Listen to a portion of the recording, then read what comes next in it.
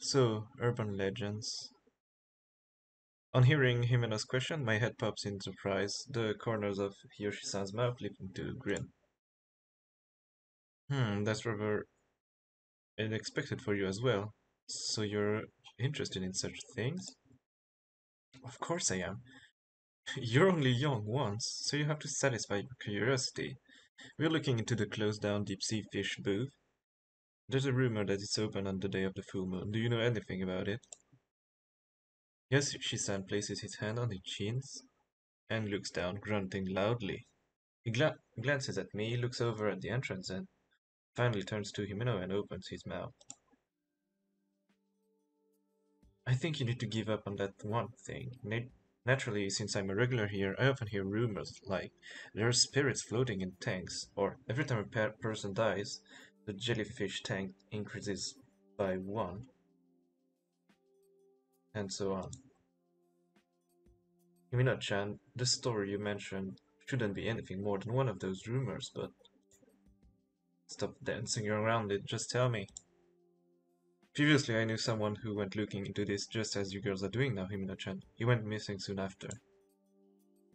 Missing? We were thinking about it, I joined their conversation. If someone has gone missing here at the Mountain Aquarium, it holds significance to me for me as well.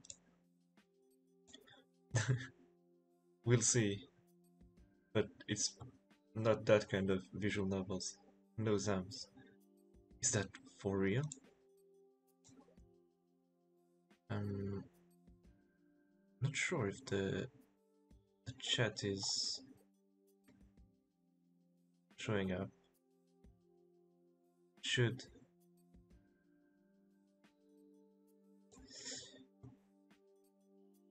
I glance back in surprise. Himeno is still looking at him with doubt in her eyes. Yoshi-san listens to what Himeno said and with a playful smile responds, "Just kidding, it's a lie." I wonder if it is a lie. Because of the words he muttered, my curiosity has been piqued. I couldn't imagine the tense face he made as he told the story of an acquaintance who went missing being fake. And that's right, but if that's the case, then this really might interest you, Mayu. I thought from the beginning that it would be better just to give up. No way, I already bought a ticket anyway. Himeno's face shows that she's enjoying herself to the end, and takes my arm to gently pull me closer to her. This was the signal that she was ready to go, and in my mind I prayed that nothing would happen. Well then, wanna walk around with me? Yoshin-san's Yoshi-san calls out to Himeno, who has said later, but it's me rather than Himeno who hears him and spins around first, so I make eye contact with Yoshi-san and say, uh,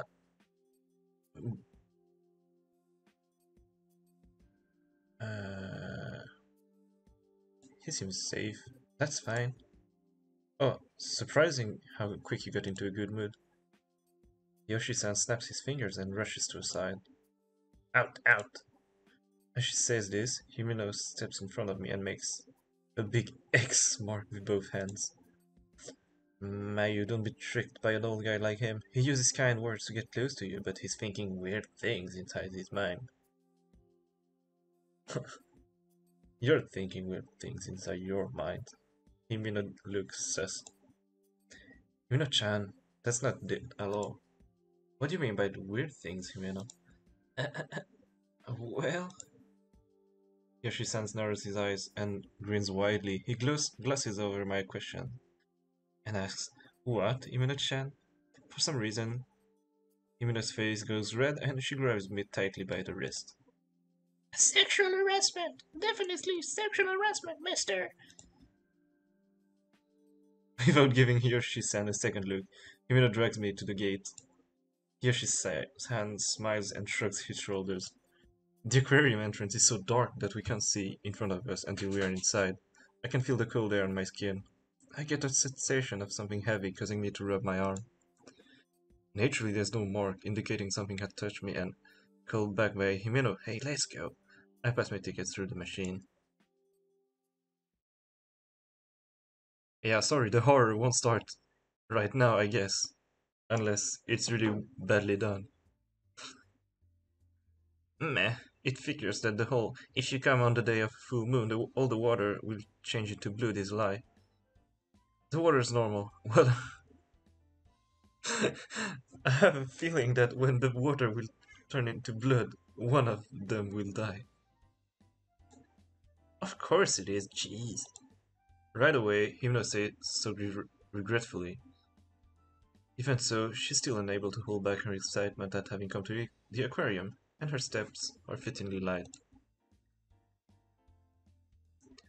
As we come out of the gate, there are several small tanks nearby. Manton's aquarium, first and most celebrated exhibit, is the one displaying fish native to Tokyo Bay. There are 4 tanks in this corner, from left to right, each one showing the environment of the river flowing through Tokyo Bay. Brackish water, shoals, and open water come one right after the other.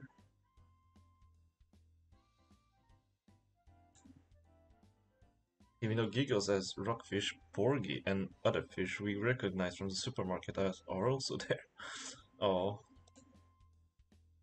this booth, this booth also showcases environmental problems in order to prompt consciousness of the issue, causing and tightening my chest. Water pollution is a serious problem. Tomorrow I think I'll try asking Mom to use a little less detergent. Hmm, certainly gotten like this. Himina's reaction is the polar opposite of mine. Even if I'm, as in, even as I'm reading the panels, she's uninterested in the display. Just like that, I read every last panel. Himeno has long gone stopped watching me, crossing her arms and puffing out her cheeks. Typical museum behavior. One of the persons is interested, the other just want to get it done as soon as possible. Thanks for waiting, Himeno. Jeez, you're too serious, Mayu. If you act like that the whole time, the day will be over. They'll close. You'll be fine, this area isn't that big, and it's not like I'm going to read everything. As soon as she hears what I said, an expression of dissatisfaction appears on Himeno's face. Well, let's head to the next area. Next is the tunnel tank. There might be ghosts. Oh, maybe that will be with the human-like fish. I really don't want to see anything looking human in an aquarium. Jeez, come on already. Even saying something like that, upon entering the aquarium, I had begun to enjoy myself. Upon cheerfully calling out to him, my previous unease had disappeared, leaving me ready to move forward with a light step.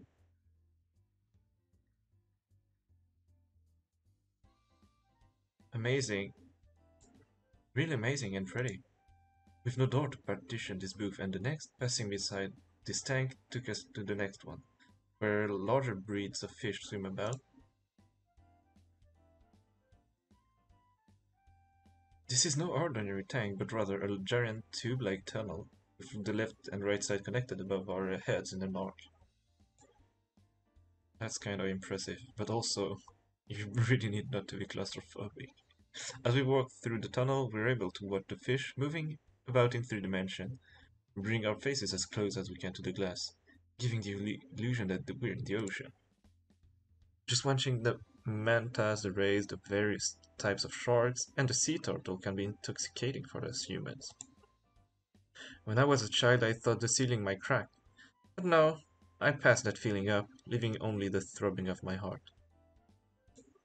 The water is a giant bundle of blue, various colors within shooting every which way. Being able to see how big they are up close, separated by mere centimeters of glass, is so impressive. It gives me the greatest realization of our shared existence. Here, Himeno's pace slows and she takes her step one by one. Hey Mayu, look at those huge fangs. Himeno, that fish is cute too. Ooh, the stingray face, creepy. Really? I think it's cute. Ah, a manta, it's huge. That little one over there looks yummy. Talking at the words come to us, our conversation seems out of sync. Our feelings of being touched, however, are the same, and Jimena's enjoyment is obvious. Being surrounded by the water and the fish as we are, we feel though we're freed from any sense of time. Mayu, doesn't this race face look human? Maybe so. It does. The mystery of the human face fish is solved. Naturally, well, if you're okay with it, then so am I. Thus, we learned the true nature of one of the urban legends. I was finding a way, but for Himeno, this way is probably best. Though from Himeno's enthusiastic stance, even as she watches the fish, she probably realizes how implausible it all is. Rather than get tired of it, though, I'm having fun. We move leisurely through the tunnel, coming to a stop at the center. Up to this point, only the big things have caught our eyes, but on closer inspection of the tank, there's also sand piled up to our knees, with shrimp, shellfish, small fish, and other such creatures dwelling there. Compared to the manta rays, the small shrimp, which can't even be considered child-size, seem so cute and innocent as they swim about, breaking through the sand. Hey, look, Jimeno. Ah, it's tiny. As expected, Himeno has followed the human's face ray, and on seeing my fingertip, speaks in a playful tone. Upon sensing the tremors from Himeno poking the glass, the ray kicks at the sand and flees deeper into the tank. Man is gone now.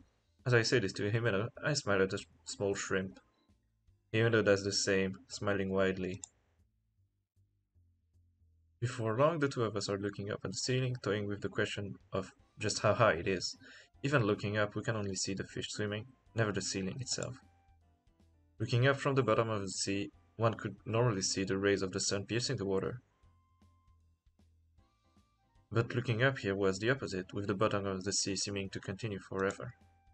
It could have been the reflection of the light, or the ceiling really might have been too high.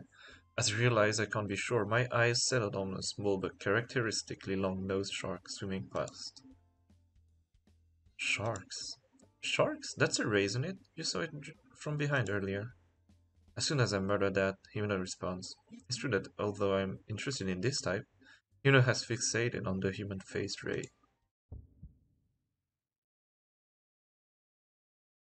Huh? So, Himeno asks, but I falter. This conversation gives me a sense of what you might call déjà vu. How strange. I felt as if I've had this conversation before. At that moment, my vision is dyed ultramarine.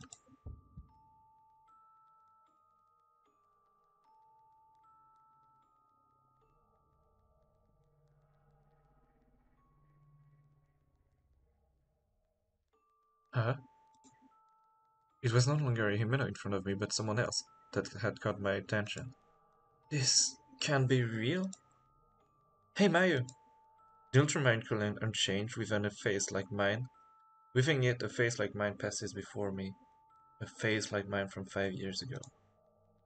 Wearing an ultramarine overcoat that merges with the color of my vision, the girl turns to me and seems to be giving me a gentle smile. Mayu, wait! Mari... Without Himeno calling me back, I start running. We haven't finished looking at everything in the tube tunnel tank, but there's something more important right in front of me. Long hair that looks almost transparent, a thick blue coat, cute boots with fur on them. There was no way I could forget that outfit. That's because it was the outfit my little sister, Nakanobe Mari, wore when she went missing here 5 years ago. The girl quickens her pace as if playing with me and disappears out the other side of the tunnel. There are hardly any people there, but I lose sight of her between the shadows of the tank and the corner. Mari? How? Why? Hey, Mayu, wait! Breathing heavily, Himeko chases. Isn't it Himeno? Himeno chases after me. I say sorry and break away from her, searching for the vision of Mari. As I come out of the tunnel, I survey the area, spotting a winter skirt nearby. I chase after that swaying form. Being behind me, I can hear the intensity of Himeno's rushing steps and quicken my pace. Yeah! Having fallen into a trance, I realize what's going on when I slam into someone and fall on my backside.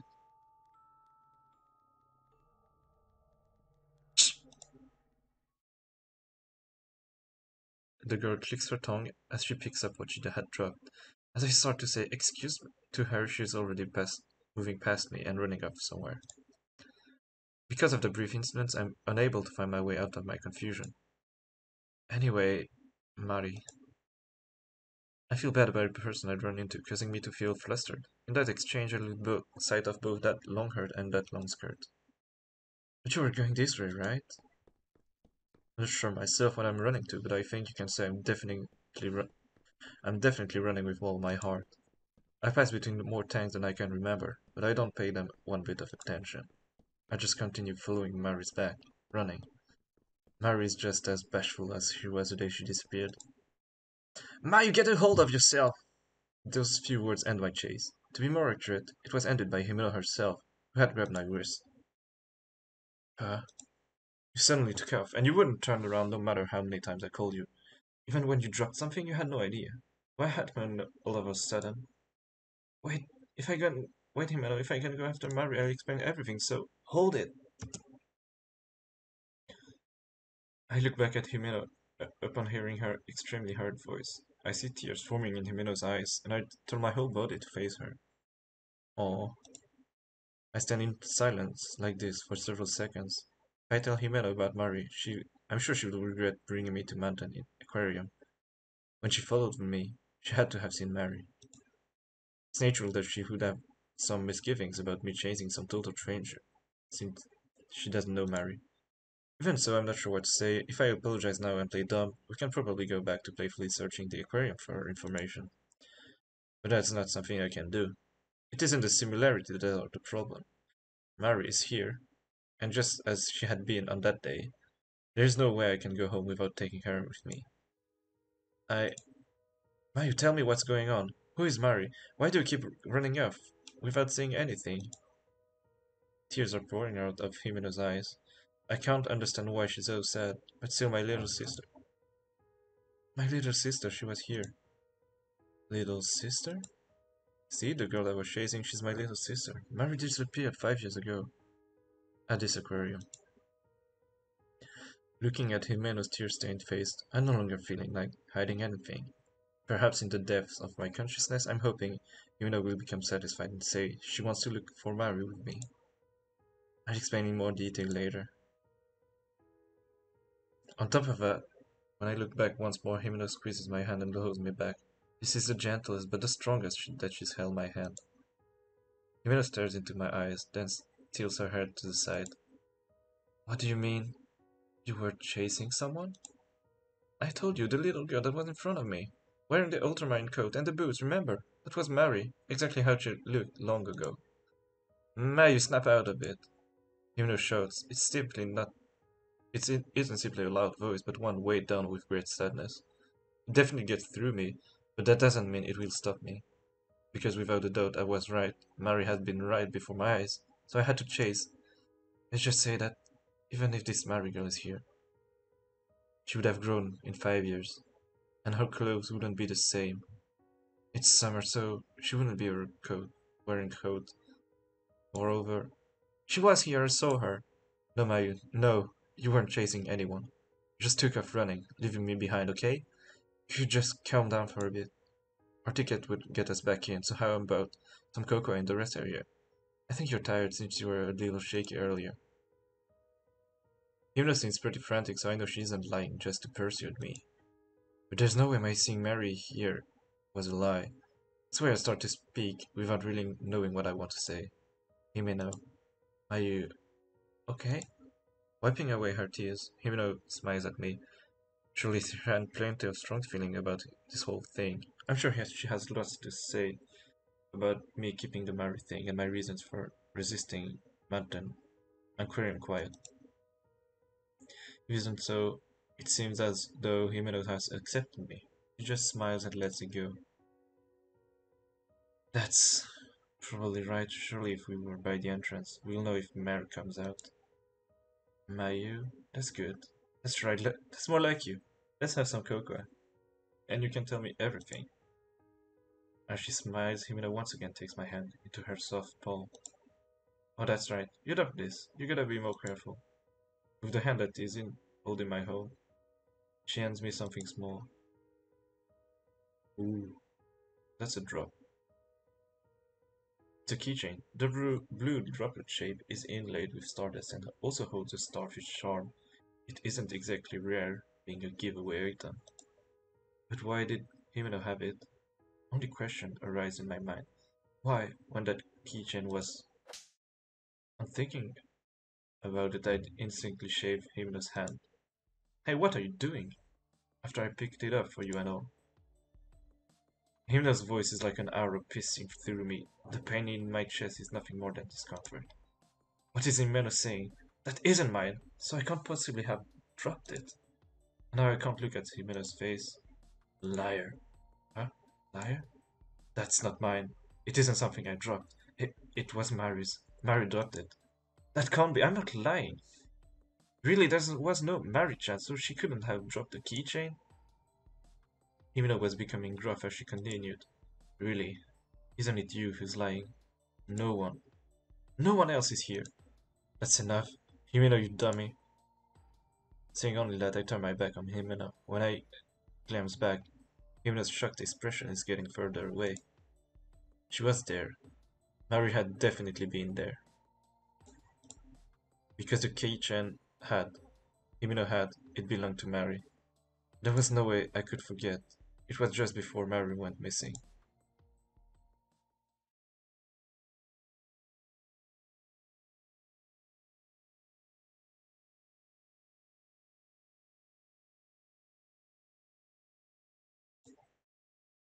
Or did you view just this once? I was saying that Mom handed us each 100 named coins. That day was a cold winter day. At the Mantam Aquarium souvenir area, the smell of construction lingered faintly in the air. There were manta and penguin stuffed animals, stationery with the logo on it, and various souvenirs. At the entrance to that souvenir stand, there were the Gacha Gacha machine containing that keychain. I don't remember all the various types, but Star Sand was packed in the plastic drops. The charms were all modeled after fish at the aquarium. It was fairly typical for a Gacha Gacha, but at that time it seemed very enticing to me. It was the same for Mari, and we gazed into the Gacha Gacha machine.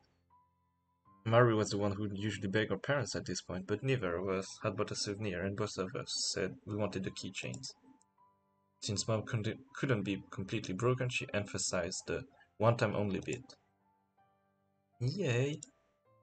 Mary held both hands with glee, while I probably just smiled. I remembered that inside I was just as happy. As to which of us went first, it was of course the more assertive Mary. She was always like this, a cheerful and inquisitive child. How cute, Mr. Star. Mary got a starfish charm keychain. At this point, Mary still didn't know the difference between a starfish and a star. I was next to get one. It was a pink drop with a jellyfish charm. Ah, a jellyfish. Ah, that's the one I wanted most. Mary pointed the index finger of her tiny hand, exclaiming in a loud voice. Mary was just learning how to use first person when she mentioned herself. Instead of a normal I or me, she said it slowly. It was only the blue one that we saw. Hey, big sister, trade me. No way, I want this one. Literally, as I had already fallen in love with the design, I obstinately turned her down. Upon begging my mother for one more time, my mother, who had warned us earlier, had held her purse string tight, leaving Mary to sulk. Fine, stupid big sister. Without listening to my mother's admonishment, she ran off. Boy. Sulking after being called stupid, I naturally didn't chase her right away. My mother, being optimistic about the aquarium's small size, also waited a while to go looking for Mary. Parenting 101.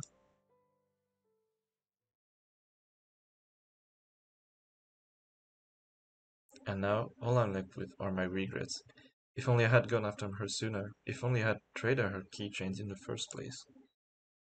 Even so, the past isn't changing, and I'm left only with my regrets to bear. So in case I could ever trade with Mary again, I stubbornly carried around that keychain, the one with a pink droplet shape, and a jellyfish charm like a treasure. Okay, so the blue one is Mary's. I rummaged through my bag, seeking to feel the keychain in my hand. Huh? Why? At a time like this, I had forgotten to bring it. The keychain wasn't in the bag nor in my pockets. Huh? A sigh naturally slipped out of my body. After all, I've lost sight of Murray and strayed from Jimeno. Jimeno has the building map, so there's nothing I can do. Huh? At that moment, a pungent aroma floats by and causes me to speak in surprise. Unable to bear the irritating stench, I pinch my nose. Still, the stench seems to twist in my nose. I love the smell of sewage, sulfur, and the nauseating stink of vinegar. Squish. As soon as I try to get away from the smell, something soft creeps along the bottom of my foot. As I intently look down, I realize the true identity of the putrid odor. It's a corpse.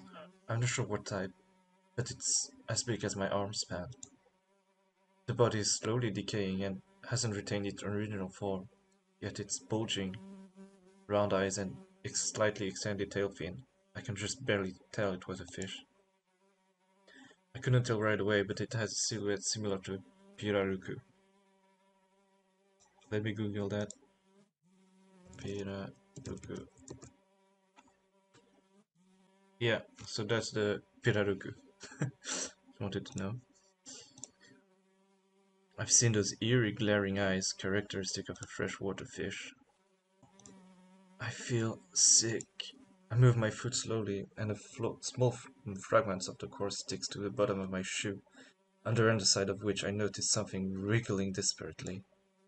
The slight sound of flapping wings departs from beside my ear, and I understand that the wriggling thing is an insect. Ah! Ooh! Shaking. Chills run up my spine as if someone had pressed ice to it. I take a step back and drop my cell phone. The phone react with the backlight and LCD stream coming on, illuminating the dead body. The Cyrupid dead body absorbs the light, and the winged insect that flees to avoid it. There's also a meandering wild nematode that seems not to notice.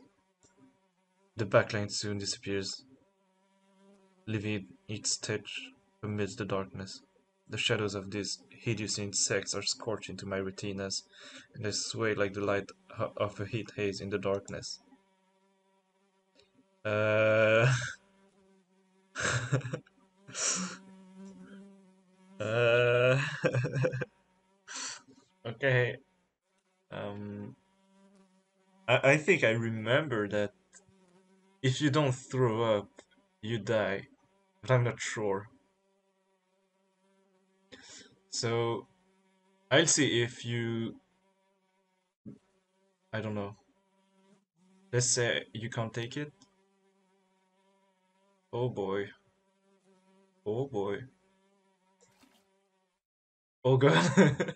Oh god. I threw up everything that had welled up inside me. It doesn't all come up at once, taking two, three times of convulsing to get all of the vomit out. It was disgusting. Still even more disgusting was the fact that the insect had gathered around my vomit as it were a feast. What in the world was happening? Why did I have to relive this memory? I can't figure out the answer to my doubts, not at all. I cover my eyes with both hands. I couldn't have made it if I didn't. But shutting out my vision leaves my sense of smell, causing the smell of rotten water and the stench of the dead body to become more intense, so I uncover my eyes. No, what is this? This is a place for the customers. Is it really all right for this to be in here? On top of that, I was in the middle of chasing Mary, wasn't I? No, that isn't the problem. It is strange enough that there is a place like this in the middle of an aquarium. Anyway, I have to get out of here. The stench is so overpowering, it's as if I can see it. I want to get out of here quickly, satisfying myself with the argument that it's a garbage dump or something, and if only I get away, I'll be fine. At any rate, I can go back the way I came. No, that's no good. I might run into Himeno. At this moment, I don't want to see her face. My eyes having adjusted just a bit to the darkness, I search for a way out. Okay,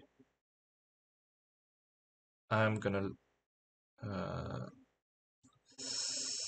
I'm gonna save here. So we'll see what happens if you don't throw up. I immediately shut my mouth, enduring what had come up. The intermingled acidic state of a vomit that had come up and the scent of stomach acid lingering in my nostrils mixed with saliva and caused my eyes to water in pain. Why was it so painful?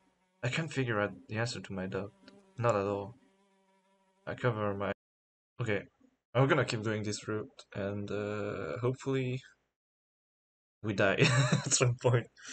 Here the tanks are broken, the little remaining water stinking, and the bodies of living things have tumbled out here and there. Yet seem the same. I think it has an impact on the story. It has to. I think about how happy I am that I can see. Even so, to find the exit, I'll have to look around. My nose has begun to go numb, and thanks to that, I'm somehow able to retain my sanity. Before long, find a dim emergency light behind one of the tanks and head towards it as if it were the last hope I could cling to. I feel squishing several times beneath my feet. I try to ignore it and move on. As I move towards the emergency light, it seems the smell is becoming faint. Hmm? I get used to scattered shards of glass and the rotten fish corpses just before I reach the door. The tip of my shoe feels as if it has kicked something hard, something different from before. Wondering what I had kicked, I casually look down. No, no. I get the sensation that all the blood has stopped flowing through me and that my heart has stopped completely. The round thing I kicked has patches of hair, two eyes, a nose with a bone to it, and a mouth. Altogether, it is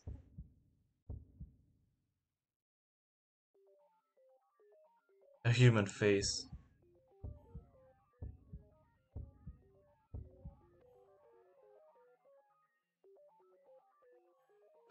Oh shit, what's going on? Speaking accurately, it's a head rather than a face. It's completely lifeless and rolls away with a flopping sound when my foot touches it. Seeing the state the head is in, I begin to feel ill again despite having finally calmed down from before. Of the right cranium, only the forehead area seems to be exposed. It seems this is new, has only just begun to decay. No, for starters, there's no way a human head should be rolling around here. It's my imagination, or it has to be from some model. I haven't yet looked in the direction it was rolling. Convincing myself that it isn't a human head, it really is different, so there was no satisfying myself. I placed my hands on the door in an attempt to escape. Unable to control my shaking hands, it takes 3 tries before I can open the door. It is a heavy fire door that is usually open.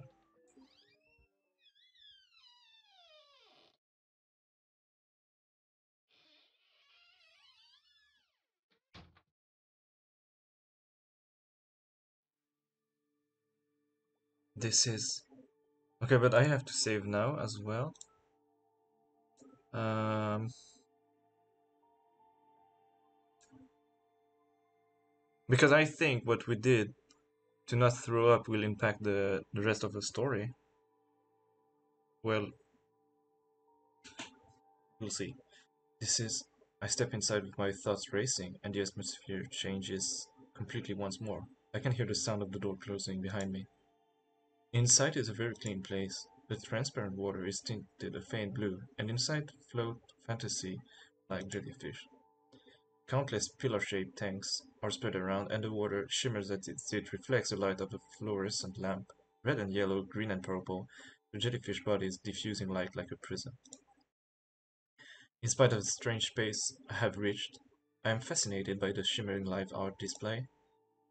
You may know, I muttered without thinking, and I quickly shake my head, erasing the image of Jimeneza's face that appears in my mind. Earlier, she didn't come after me. After all, Jimena chose on her own to part ways from me. I'm sure it's because she dislikes me now. It isn't something I should worry about. Even at a quick glance, I can see that there are various types of jellyfish in the tank. Having made efficient use of the small space, it's a charming area. It vividly expresses the starry sky, as it is fitting of the name Mountain Aquarium.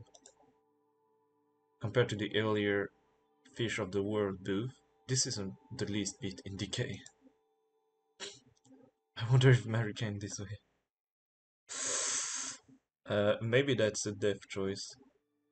Uh, this isn't like Course Party. I don't think it is. It's way worse than Course Party because it's like with dead fish and stuff. Okay, save. Okay, you missed the previous life. Well, the previous life is just before going to the aquarium and like bonding between you and Jimena. Nothing much more.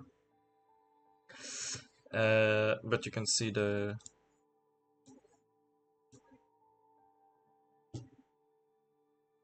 Yeah, I was gonna link the live, but anyway. Uh, uh, uh, uh, uh.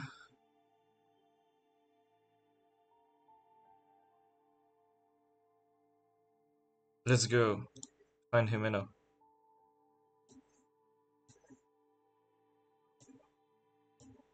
Upon thinking whether or not it's alright for me just to enjoy something so pretty, I reached for the door behind me.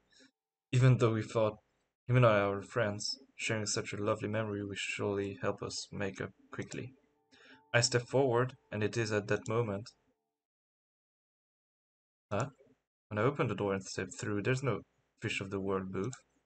Before I can even rationalize the scene before me, I am pulled in by some sort of swell.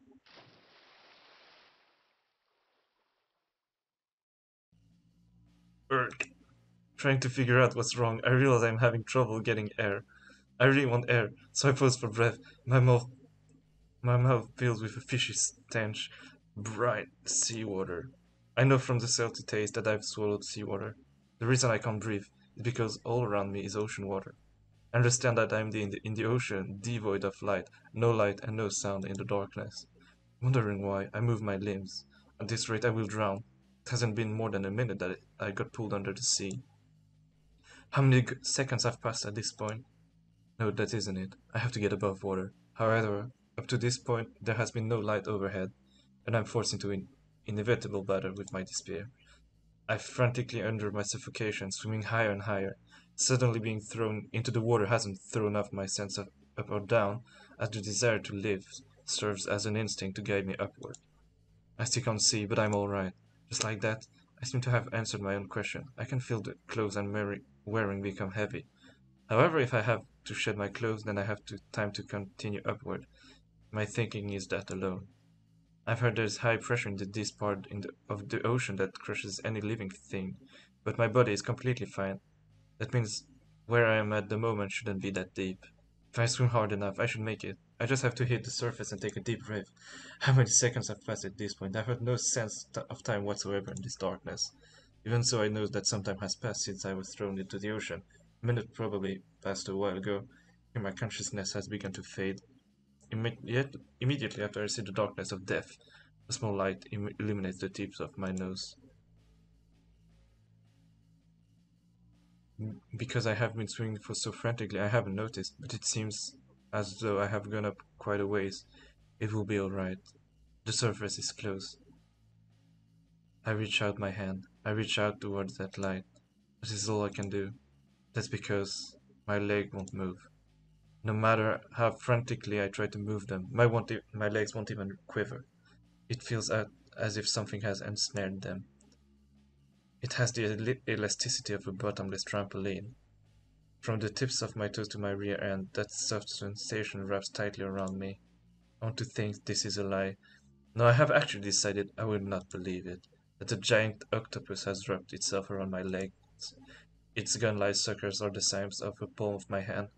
I can't imagine how large its entire body is. The light is getting farther away. My eyes have already closed. For some reason, even a smiling face floats before me, though it should be her angry face that I see last. Just like that, I'm in darkness. As much as it has tightened up, my legs has lost all feeling. No wonder. My legs are no longer what they once were. With the depletion of my oxygen supply, my brain has already changed into a machine for merely processing my situation. Within the darkness, it dispassionately communicates my non-existent will to my forelimbs, which have lost all sensation. It won't be long before the only thing I can sense is darkness. That's because I've already become part of that darkness. Uh, uh, uh. Into the silent abyss.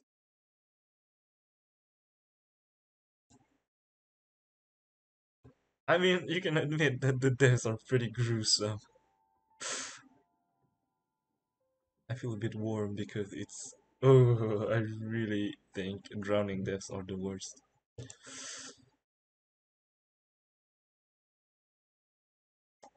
So yeah, welcome to Sound of Drop. It's pretty pretty hardcore. Going back is dangerous. I can't do anything by stopping here. I have to press on. So I start towards this starry sky. I gaze in fascination to the right and left of me. If circumstances weren't that what they are, I would have stopped and stared into each of and every tank. The tanks lined up all together and are beautiful enough, but each one is vivid like the night sky inlaid with jewels. Altogether there are 7 tanks. Each one holds a different types of jellyfish, some with poison, some without, categorized by aspects such as where they live. What do you mean average bad end? Yeah, it could be worse, but you're just dragged by an octopus and I don't know. I really thought it was pretty good. I stop and stand in the very center between the third and fourth tank. And that's not. There's like 8 or 7. Oh, there's a mirror. Okay, I'm done. I wonder if the last time we came, these tanks were here. Nakanobe Mari, my little sister. I lean my back against one of the tanks and sit down. Whenever Mari's face appears in my mind, I lose all my strength. If anyone saw me, I'd be embarrassed, but here and now in Mountain Aquarium, there's no one around. I heave a sigh and look up at the ceiling. For some reason, a large fan is revolving there. My memories of the last time we visited Mountain Aquarium aren't all bad. It was the first time in a long time all 4 of us had gone out as a family. Mary and I got along really well, and we always had a hand as we walked. We do things like play house or read pictures books. Well, Mary was a bit more of a tomboy than I, and even though I was the older sister, she was known to get the older. Since it was the first time the 2 of us sisters went to the aquarium, it was natural for us to be very excited. Just as one would expect the first time Mary and I laid eyes on the creatures of the sea, we experienced fear, awe, and the sense of being deeply moved. The creatures we saw at the time have stayed with me as vivid memories. Happy memories, I still have plenty of them. On such a special day of all days, Mary and I ended up fighting. Uh, I'm skipping this because it's like a flashback. That's why when my mother bought me those boot sandals, I was happy. I was fascinated by their nostalgic ultramarine color. But 1 year after Mary disappeared, she stopped coming up in conversation. I don't know if mother and father had accepted it as a tragic accident, or if the sadness had slowly faded, but my new normal had become an only child. But that is nothing more than an excuse I can't escape from. Mary, you're here, right? Finally, it seems my strength has returned. I stand up. Even though I ask, no answer will come. The thundering ventilation fan in the ceiling is the only sound I hear. It was almost at the same time I stood up.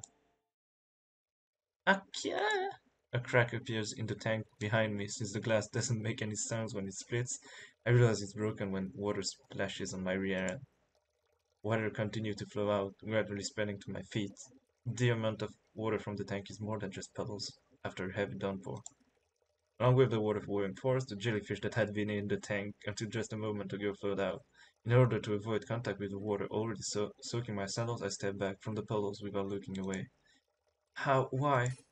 As if to play further with my already bewildered mind, the tank behind me also cracks.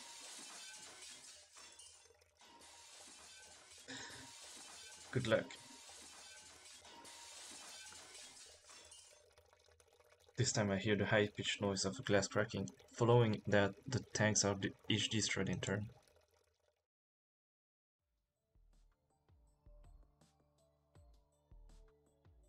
Being stuck in the middle of the passage, water is closing in on me from all sides, leaving me pressed in between. The edge of the water is steadily drawing near. What should I do? The words that slide from my mouth also flow away with the water. The colors of the tanks that had once been so vibrant now seem eerie to me. Among these, jellyfish are poisonous ones. Even worse, some of them are fatal. I'm thinking that my legs begin to shake in fear. No, no matter how frightened I become, I know I can't sit down. Uh, as if the area I'm in is shrieking, water and jellyfish are both heading toward me, and it's impossible for me to touch the floor.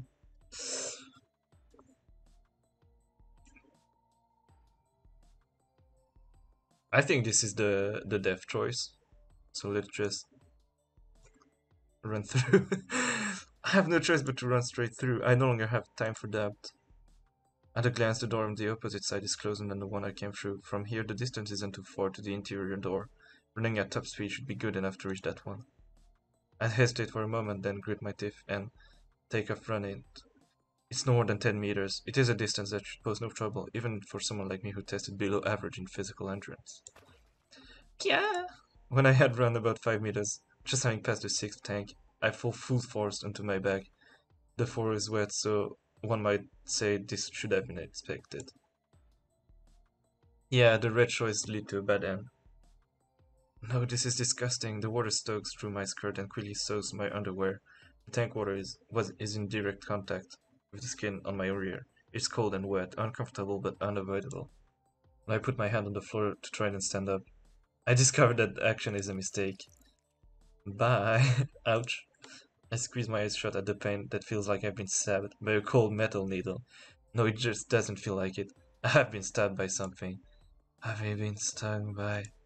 Shaking, I shift my line aside to my hands. A jellyfish is covering my right hand.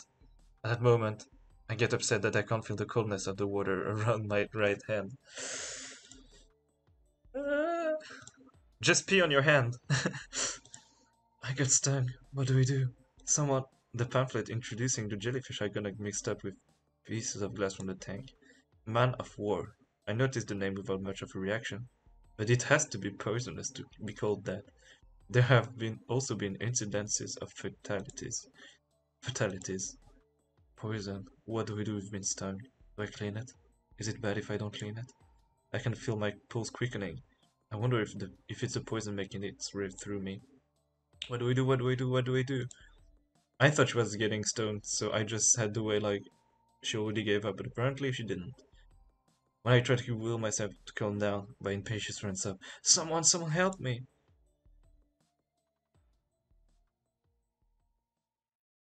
Oh, oh, oh, can't see anything. Trying to use my pulsating right hand for support to push myself up, I slide in the puddle I can't stand. It hurts, it really hurts. I put water on the area where I had been stung, in an attempt to rinse it out. However, the opening of the wound stings and startles me. I need fresh water. Trying to apply pressure to the vein, I tightly grip the area where I've been stung. Dad, Mom, give me no Mary. Wanting to be saved, I call out as loudly as I can. Oh, for fuck's sake, I keep doing the voices wrong. However, in reality, my voice has already grown hoarse. The corners of my eyes grow hot, and from them fall individual droplets. No, I'm going to die. My voice is no longer really a voice at all. Before long, an electric shock runs through my right hand. The subsiding of the intense pain brings my senses back to me. My voice will no longer come out.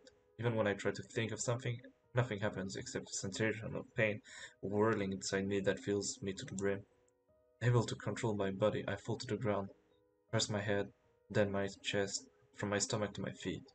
When falling on my face, half of my body is submerged in water. My heartbeat quickened. I become acutely aware of the flow of my blood. Unable to stand it, I vomit.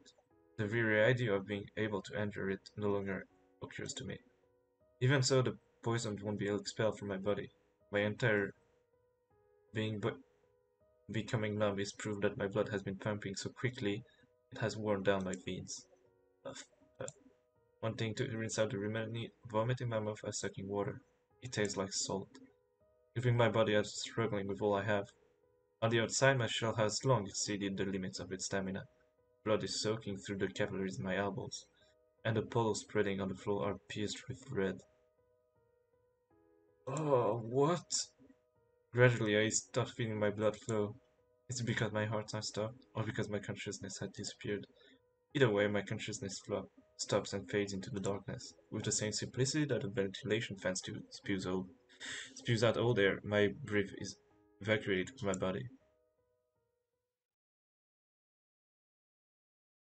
When I come to, I'm still gazing into this cylindrical tank, vacantly, thinking nothing other than, I wonder if something in there are just staring to that tank. I have neither the urge to call out nor the desire to walk away, merely the sensation that my consciousness is only floating along the rippling sea. Why on earth am I here anyway? What I have come here to do? Whether I can't remember or there was just no reason from the beginning. Oh, you're inside the fish tank. The jellyfish are pretty. Especially this jellyfish. It's colored so bright. You became... Okay, guess which color the jellyfish is. Is it pink or is it blue? What do you think? I say it's... I don't know. Wait, it's pink because the drop is pink. Like the necklace is pink. The voice that started talking right in front of me catches my attention from some reason. I feel like I've heard it before somewhere.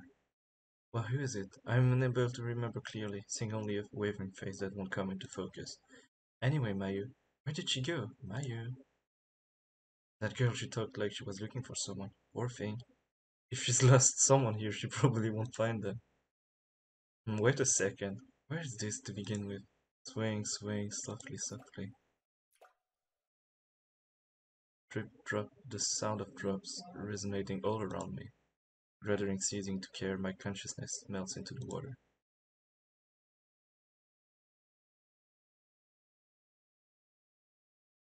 My form. Yeah, it has to be pink.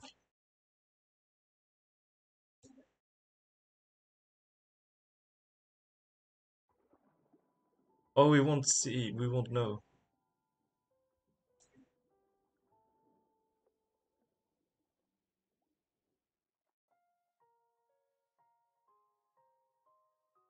Come on, that was pretty interesting by then. Wait,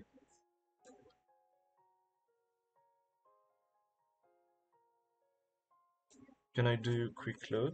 Continue? Yeah.